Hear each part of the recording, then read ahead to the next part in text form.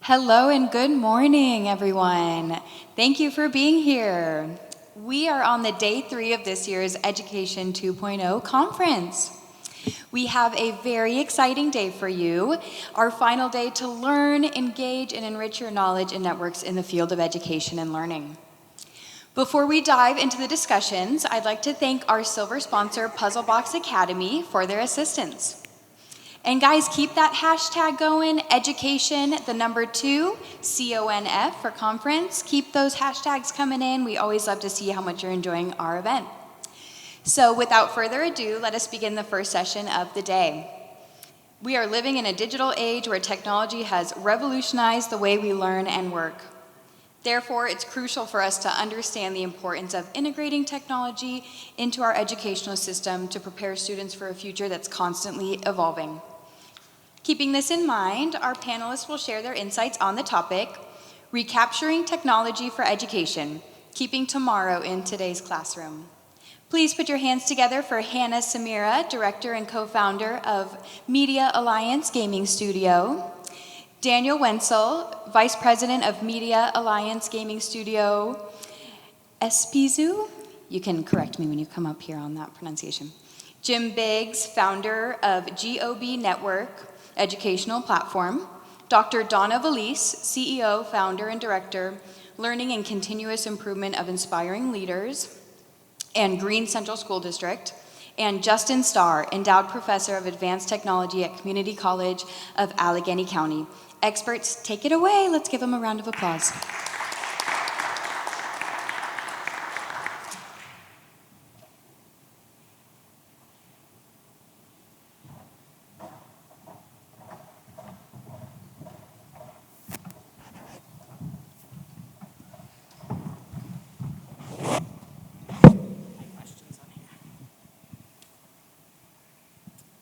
All right. Welcome. I'm Donna Vallese. I am the founder and CEO of Inspiring Leaders. I'm also a director of learning and continuous improvement at Greene Central School. Right now, we're working on a collective, building a collective with my company, partnered with a publishing company, and it's called Ed Matadores, and we are looking for authors. Our mission is really to revolutionize education, but to keep the conversations going beyond just any one conference, beyond any single day, beyond any single meeting. So we are going to be publishing a series of books, so our call for authors will be continuous. We also will be creating an online space. We have the online space already for continuous collaboration and conversation to continue. We will have conferences specifically just for this purpose, for revolutionizing education. And ultimately, in the end, my big vision of this is that we will be able to compile all of the stories, because right now we have innovation happening in schools where if you were to go into the ice cream shop and dip your hand into the sprinkle jar and sprinkle it over a world map, that's where innovation is happening in our schools. It's happening in a classroom there, in a school there, in a district there, in an organization there. But there's no place that pulls us all together. I want to be that place that pulls us all together so that we can actually take and compile our stories and actually have policy change, legislation change, regulation change, systems change. And I'm going to pass this on to my colleagues and allow them to introduce themselves as well. Good morning. Thank you for being here, first off. I know that it's been a little bit difficult to find out who's speaking on a particular panel and what that panel is regarding, so we really appreciate you guys making an effort to be here this morning on the last day. I know it's hard to get up when you're in Vegas on the very last day. It was for me. So I'm Jim Biggs. You can tell from my accent, I'm from the South. I was born in Tennessee. I was raised in orphanages and foster homes. Had no examples of what success meant or how to get there. Didn't know anyone who was an entrepreneur. Didn't know anyone who'd gone to college. very, very naive. And so I feel very blessed to be up here this morning because of that, because the odds are really stacked against you when you're born into certain neighborhoods, when you're born into certain socioeconomic classes. But I've been an entrepreneur for most of my life. I've owned several businesses, and I'm on my third retirement. I've told Donna it's not taking. And we've spent the last couple of years building a nonprofit organization that focuses really right now mostly on adult education, but the focus is for us to be able to use real estate as a tool to teach financial literacy and to help create some generational wealth and passive income for people. And we've got some really big 40-year goals, so we want to build out a network that will teach these things we feel that's really sorely missing, not just in K-12, but even at the college level. If you're not getting specifically an MBA in finance, there's a lot that you don't know, specifically how to make money work as hard as you do. It's not something we teach. You know, if you get lucky enough to get a little classroom time on how to balance a checkbook, you know, we think that's financial literacy, and it just isn't. You know, that's like just a starting point. But so we're spending all of our time and our money on that right now. But we also have a small private equity company, and we're very, very blessed this weekend to be at this event with so many brilliant minds and people that have just phenomenal missions and are trying to make big differences in this space that is, I think most of us would agree, broken. And so that's a little me. I'll pass it over to Justin. Thank you guys so much. And I just want to echo Jim's comments. Thanks for being here this morning. Last day of the conference is always tough, especially Vegas. Who knows what happened the night before? So thanks for making it out. My name's Justin Starr. I'm an endowed professor of advanced technology at the Community College of Allegheny County. I'm in Pittsburgh. I'm excited to see another chair appearing on stage. This is pretty cool. My background is I teach classes, I'm an educator like most of y'all here. And at our community college, what we're trying to do is take the innovation that's happening in the world and harness it in a way that it can go in the classroom before other companies are dedicated to making curriculum. So if you think about things like Gen AI and advanced robotics, if you're in the education world, it's 3 to 5 years before you get to use that stuff in the classroom and someone makes dedicated curriculum. We want to speed up that process. So we want to start using it. We want to make it easy for other educators to do that because it's our students, right? They need these tools today. When we look at our students who are graduating, even in the trades, right? They report they're going to work, they're using AI, their boss says, hey, don't bother me, ask ChatGPT first, and they're not getting any grounding in those technologies. So we're really trying to democratize it and make it available to everyone. So that's a little bit about me, and I'll pass it on to our next panelist. Thank you. My name's Hannah Samira. I'm co-founder and director of Media Alliance Gaming Studio. My company seeks to gamify the learning process, so we make simulators. We coined the term SES, Strategic Edutainment Simulator, and our flagship product, just as an example, is the Sager simulator, where we basically allow a student or user to test historical what-ifs. So they learn what happened historically and then can see what could have happened if they made different decisions. Today we create simulators for companies and government institutions as well as schools. My name is Daniel Wencel. I work with Hannah Samira for Media Alliance Gaming Studio. And like she said, we are creating gamification software, which is a system to teach people using not just modern technology, but utilizing this modern technology in a novel way, where you teach kids or adults by presenting the material that you teach in a form of a game. So you challenge them to win a game, and in the process of winning the game, playing the game, they learn things.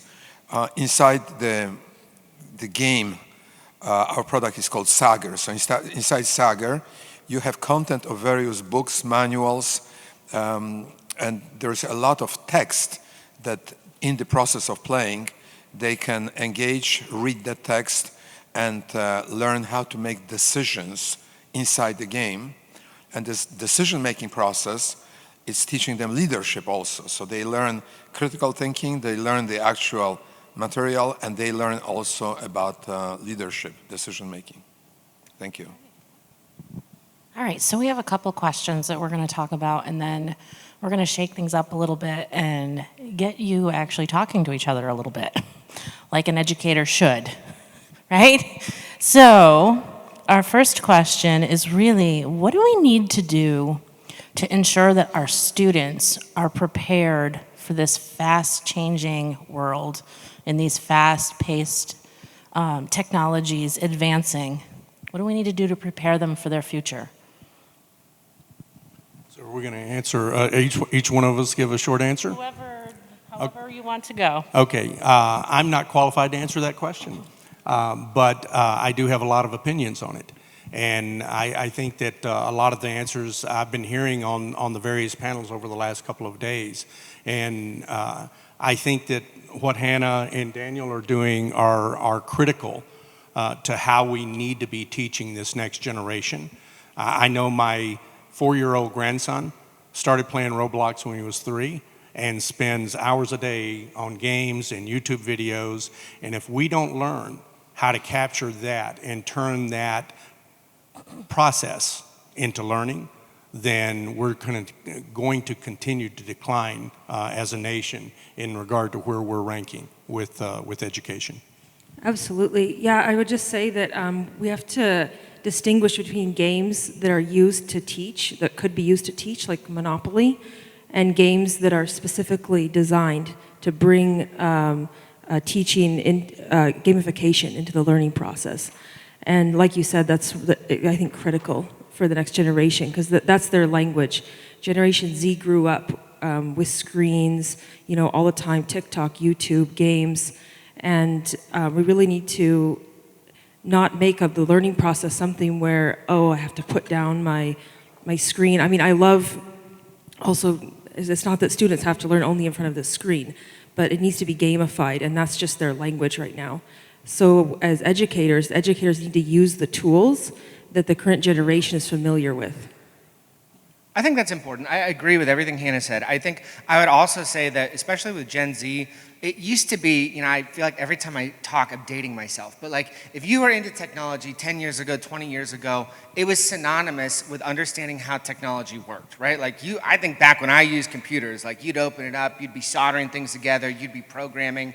It's just not the case nowadays, right? Like, I think Jim mentioned his son or grandson using Roblox. Like, they're just almost coming out of the womb using tech. But that doesn't mean that they understand tech or how tech works. And I think we really have to be careful that we don't make those assumptions. Just because, an elementary school student can use an iPad doesn't mean they understand how the iPad works, doesn't mean they understand the iPad's place in education. We run kind of a risk of making technology out to be a crutch for these students because we just assume they're whiz kids. But really, for them, as long as they've used a screen, right, it's literally been glued together, right? That inquisitiveness, taking it apart, it's not approachable like it used to be. And I say that not just to be like an old man yelling at a cloud, back in my day, but really, I think when you look at things like Gen AI and students using ChatGPT, they almost have this opinion that the AI is better than them or the AI is magical and can solve their problems. They sort of shut down with critical thinking. And I think it's our responsibility as educators to get in front of that because ChatGPT makes mistakes, right? It could lead students to deadly consequences if they use it in the wrong way. And we just need to not lose sight of that as we're integrating technology. Thanks. I just wanted to say critical thinking, I think, is the key here, right? Yeah.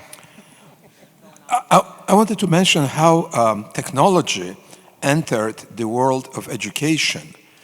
At first, we had paper books, and then new technology comes up, so we start having Kindle. And we are reading the same book, but on Kindle. Yeah, but it's still reading a book. We just have different medium, new technology medium, to read that book. But the technique of teaching remains the same as 100 years ago. What we try to do is to design a new way of teaching which is tailored to use the strengths of the technology. And we realize that learning from books or even watching video movies about some subject, that's the old way. Videos definitely are better than a teacher just speaking in front of the classroom, but it's still a teacher speaking in front of the classroom. It's just in the form of a video. We thought that at Media Alliance, we thought that we develop a new technique of new topology of teaching, new architecture. And that new architecture means that we immerse students, the whole classroom, into a game sort of environment.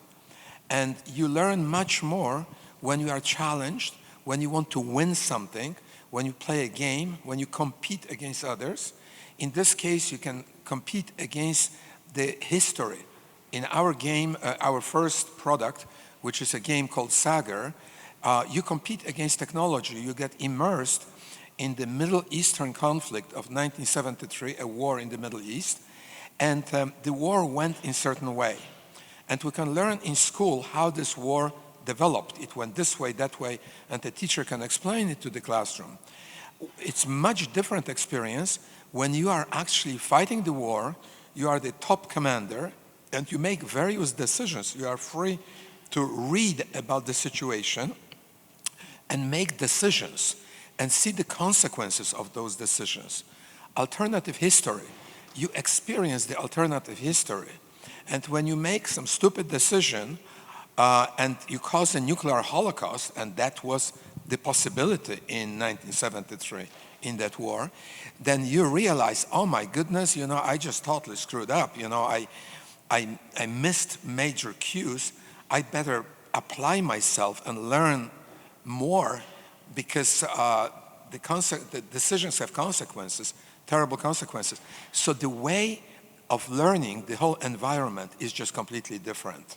And that's what we bring here. Not just new technology, that we have computers, but we bring new topology of learning, the new architecture.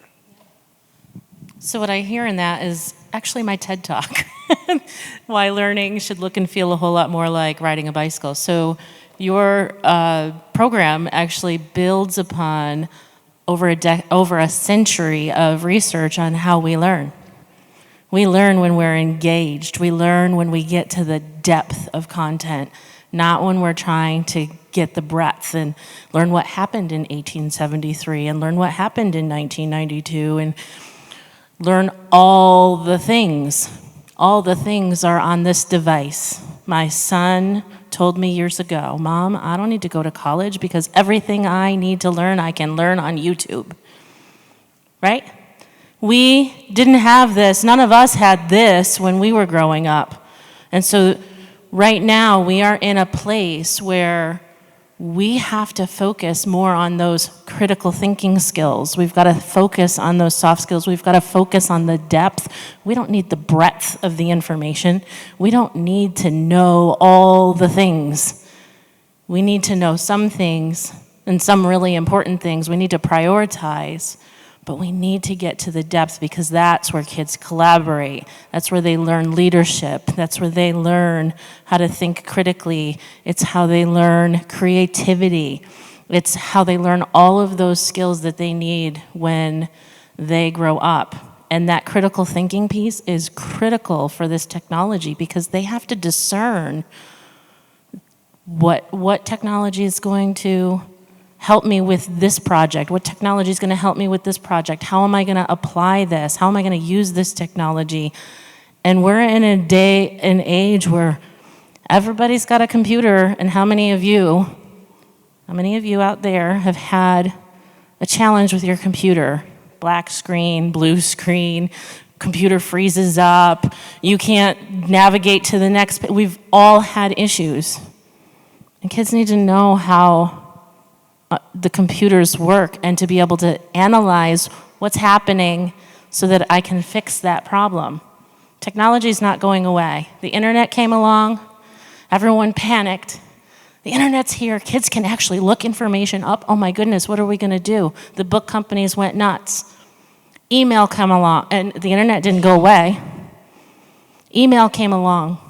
oh my goodness, our kids they're gonna talk to each other online and we're not gonna know what they're saying, and oh my goodness, and then social media came. None of these things went away. But education isn't really fully embracing any of these changes. We're not keeping up. We're still stuck in, we're gonna stand and deliver and feed these kids information, right? So we really need to get out of that box, and we need to shift to skill building and use the content is almost like the map. You get to go anywhere on the map. And if we build out our skills curriculum-wise and how we want kids to build their skills, that's the car, that's the driver. Right now, our content is the driver. We need to flip it. Oh, I've got to ask, you have something else? Yeah, I just wanted to add on what you just said, because it's very important. We shouldn't teach people content. Content is on internet, in Wikipedia. There's so much content that life is not long enough to read the whole Wikipedia. And we don't need that content. So it's about prioritizing. You just mentioned prioritizing. What part of this content, of those billions of bytes of information, you need to learn? And this means we have to teach students the skill of learning, of studying, of decision-making, critical thinking, and also creative thinking, and not teaching them content. So not what to think, but how to think, how to come up with conclusions and solutions. That's the purpose.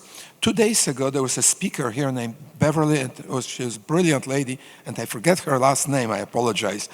But she mentioned that the learning through experience, like in kindergarten, is the best when you throw the kids in the sandbox or you give them some paint and they just splatter this paint all over themselves, the room, the paint, the paper, but they are learning.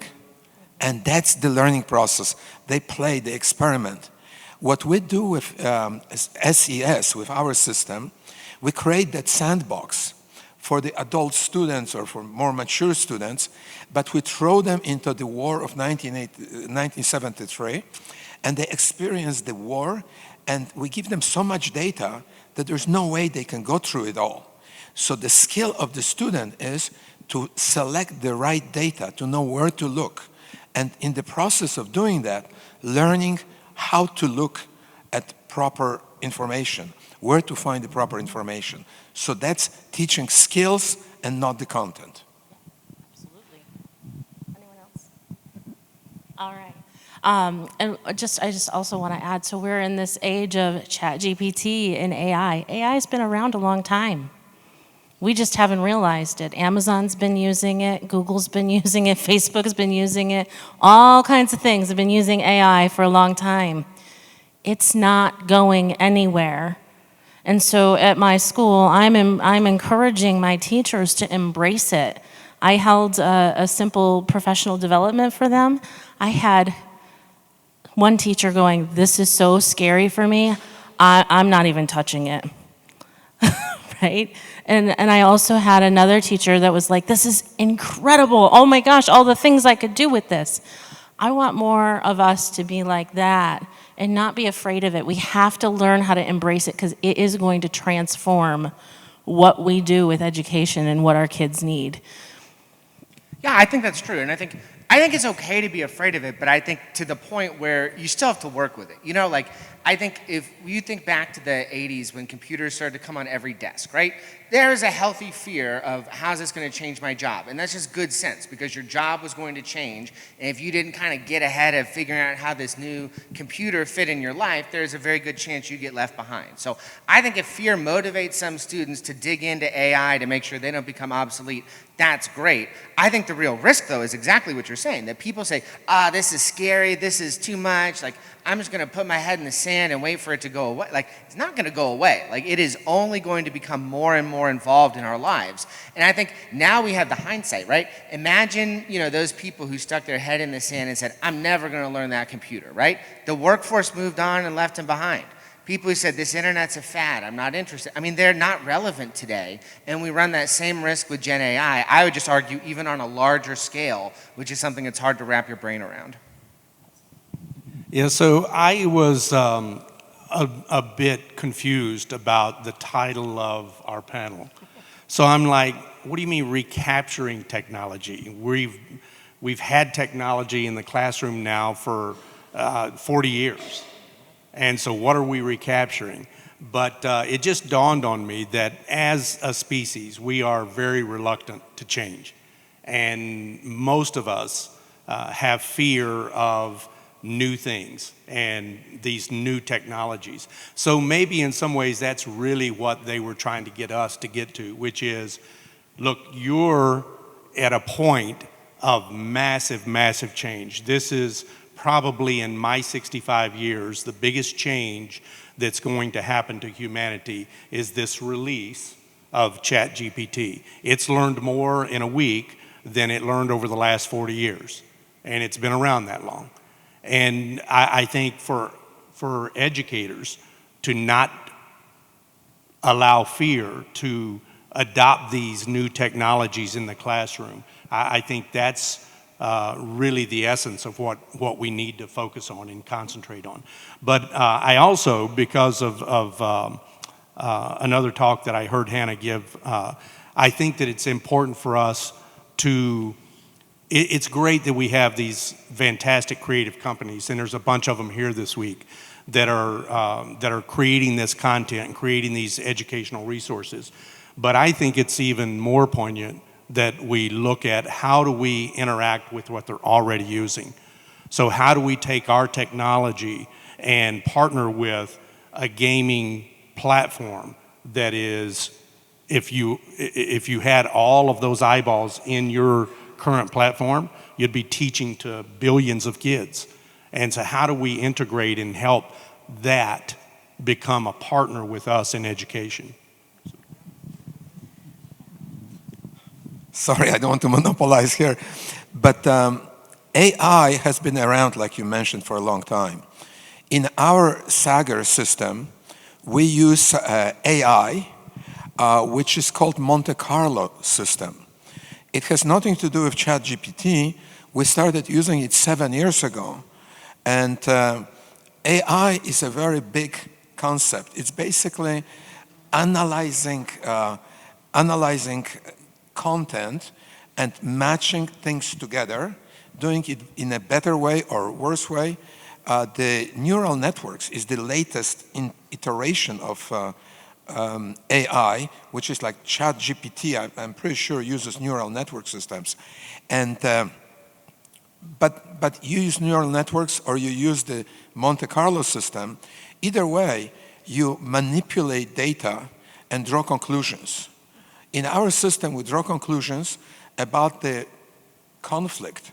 When there's battles in the Middle East and armies fight, who is going to win?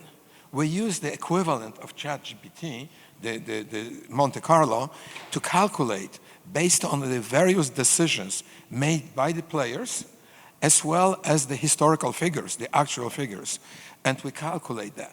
So we use AI in our system, and AI can be used in so many systems that it's hard to enumerate.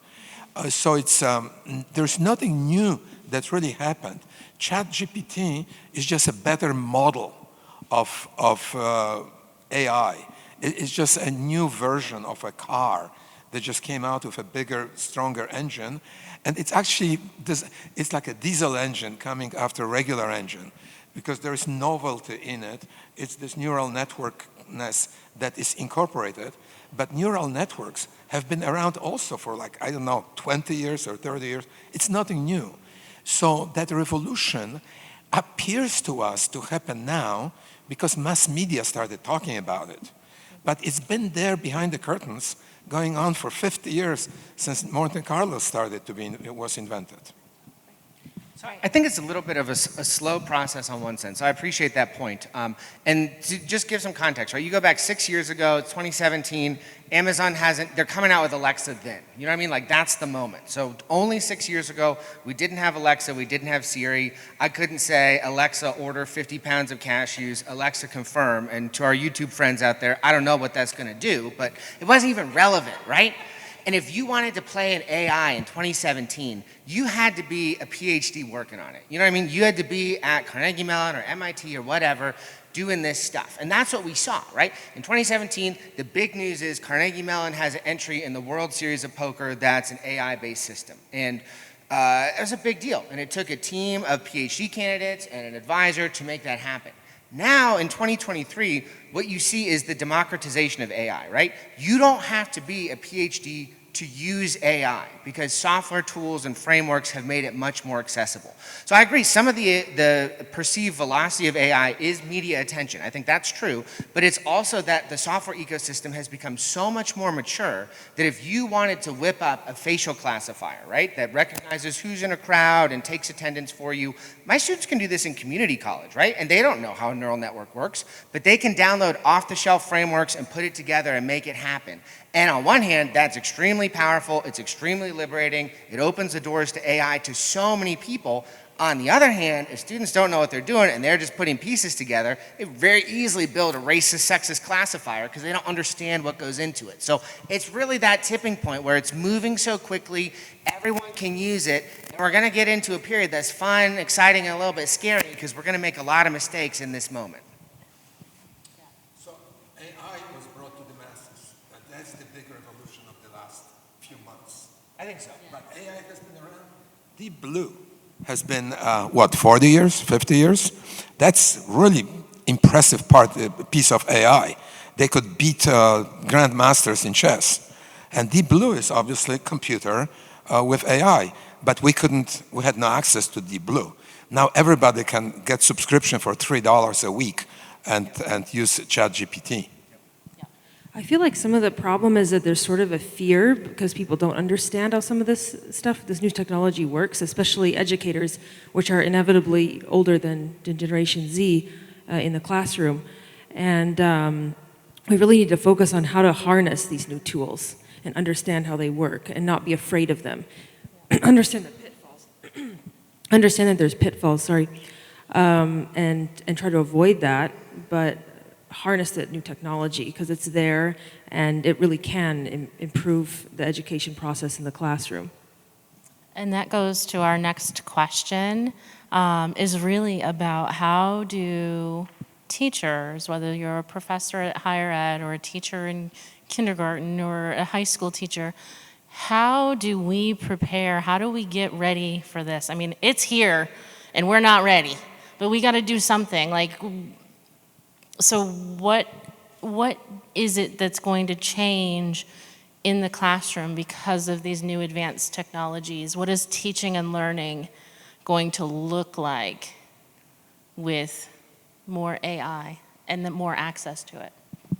So I think one thing you can do, you said what should teachers do? I don't know, right? I know what I do, but I can't speak for y'all, but is use the things that are new and scary, right? The benefit of democratized access to AI is now you don't have to have a friend at IBM who can give you time on Deep Blue. You can spend $3 a month and use ChatGPT, and you should. You're not gonna break it, it costs you $3, but if you don't use it firsthand, you don't know what it can do, and if you're waiting for someone to show you how it fits into the classroom, I think you're gonna miss at least a class, maybe a class and a half of students. I think the lag for ed tech to get materials out to educators is 18 months at least, right? I think maybe it moves a little faster, but it's just tough. So if you wait for that prepackaged solution, not only are you not gonna reach kids and show them things that are changing their lives, but they have the potential to pull the wool over your eyes too, right? They're gonna be writing papers with ChatGPT, they're gonna be doing everything with ChatGPT. So I think it's just a reflection of the world we live in that as these tools become accessible, if they're easy enough for teenagers to use, I think educators, we just need to jump right in there with them and hammer on them.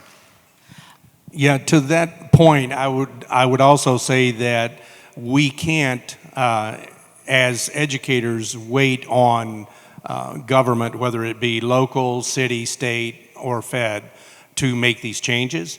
And you need to be a little bit rebellious as an educator and not follow the rules. Ask for forgiveness instead of asking for permission. Don't follow the lesson plan that's being laid out for you.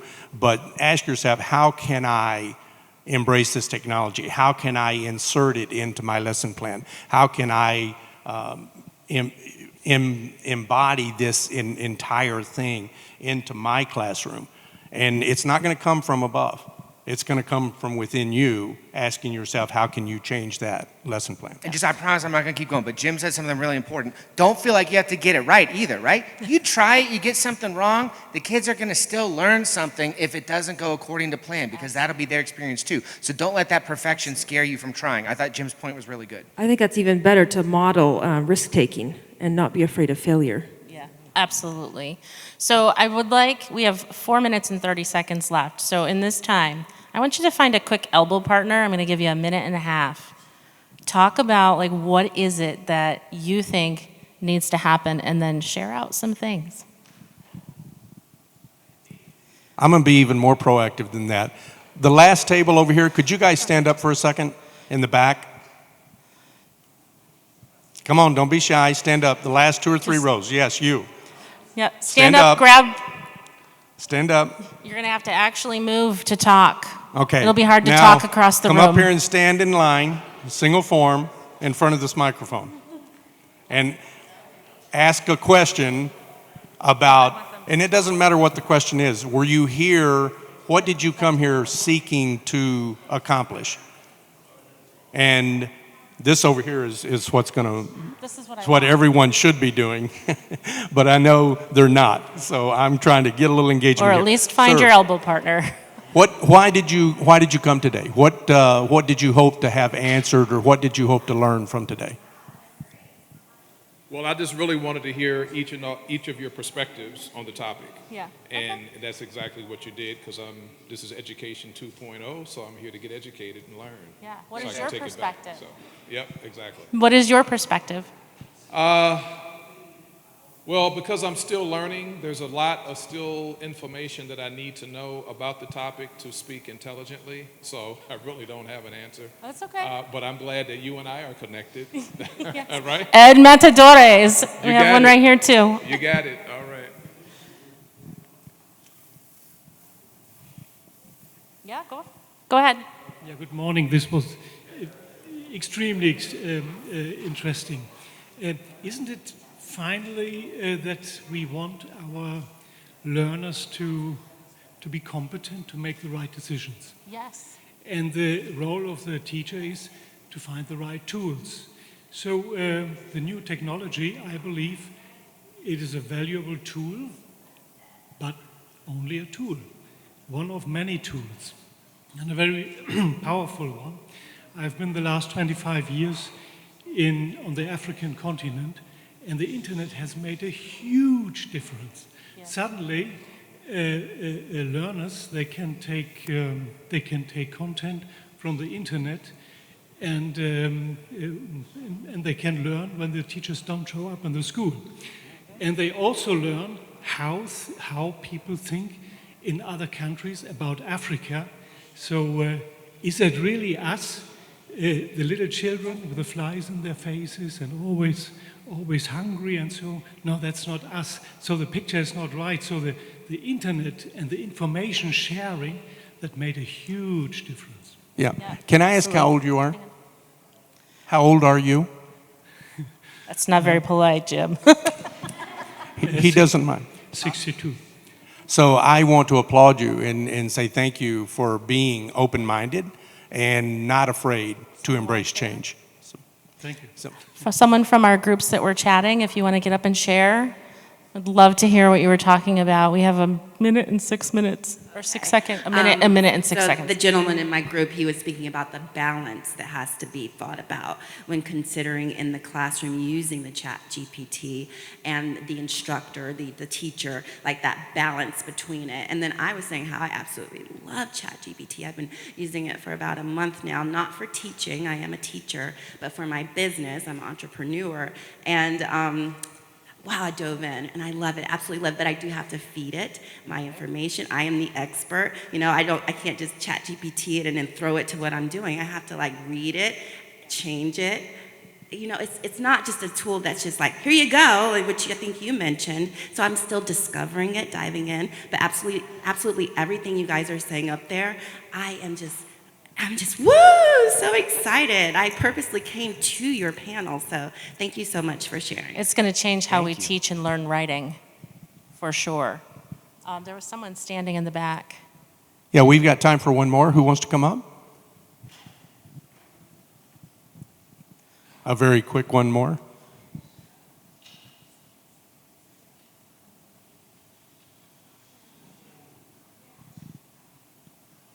Good morning. Good morning. So I just have a lot of thoughts rolling around. So one of them is, as a former or a contract lecturer in post-secondary education in business and in self-mastery, I'm always struck by how we as educators can be thrown off by something new. And so I was really resonating with your challenge to, like, we need to dig in. We need to keep ourselves on the cutting edge because we're educators and we can't be afraid of whatever the new thing is. And even the fad things, I think I have more credibility in the classroom with my post-secondary students when I can talk about the kooky things I did wrong with the new technology, and we can be partners in learning how to leverage it and expand it. So for me, I am kind of a learning from my students educator around how I can expand technology into everything I'm doing. And I think it's great that we continue to kind of push ourselves and each other to get in. If we want our kids to be lifelong learners, we have to be ourselves. Exactly. Absolutely. The quote I shared Hallelujah. yesterday, as long as you live, keep learning how to live. And we Yeah. can't tell that to them without embodying that ourselves. Yes. Thank you. Yeah, well, we are definitely out of time, but we appreciate you all being here. Thank you to the Ed 2.0 conference for hosting this and bringing these brilliant minds together. And thank you to everyone up on this panel. Yeah, and I know that we were short on time today, and it's hard to get started. So I'm going to join Donna at her booth, which is literally right behind that door. So if anyone has more questions or would like to interact more, we'll be there. All right. Thank you all. Thank you so much. Dig in, guys. Be like Nike.